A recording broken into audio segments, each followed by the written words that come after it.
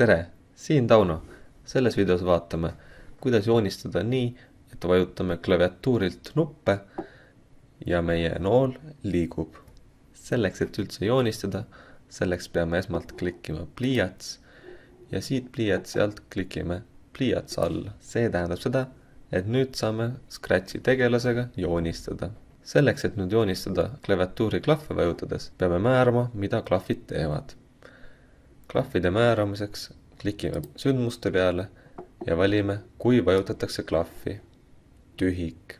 Teeme nii, et kui vajutatakse klahvi tühik, meie nooletegelane liigub edasi. Klikime liikumine ja valime liigu 10 pikslit. Kui vajutatakse klahvi tühik, liigub nool 10 pikslit. Proovime 1, 2, 3, 4, 5. Tõesti, nool liigub. Teeme sama ka pööramisega.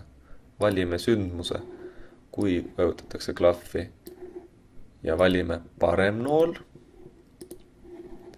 Siis valime liikumise, pööra 15 kraadi.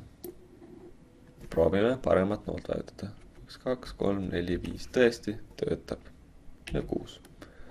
Teeme sama ka vasaku noolega. Valime sündmused ja kui vajutatakse klahvi vasak nool, siis valime jälle liikumine, pööratakse vasakule 15 kraadi. Proovime.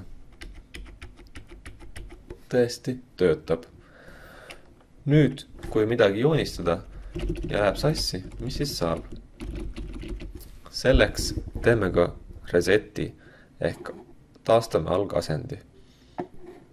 Valime taaskord jälle sündmused. Nüüd valime, kui klõpsatakse rohelist lippu. Teeme siis nii, et kui rohelist lippu klõpsatakse, siis kõigepealt kustutatakse ära kõik joon.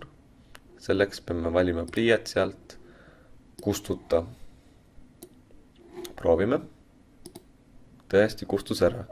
Aga nüüd on näha, et meie nool on ikka veel siin kuskil vales kohas. Me võime seda tõsta keskele, küll aga suund on ikka vale. Selleks, et suunda muuta, selleks peame valima veel liikumine ja siit osuta suunas 90. Proovime joonistada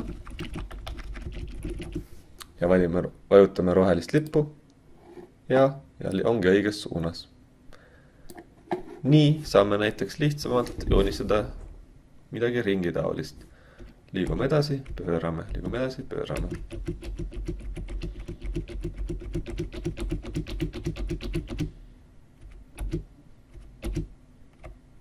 Ja ongi ring.